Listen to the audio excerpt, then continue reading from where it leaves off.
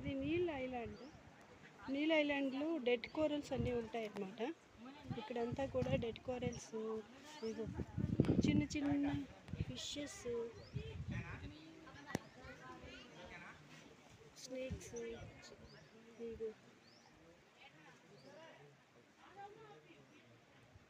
ఇందులో అన్నీ ఉంటాయి అన్నమాట.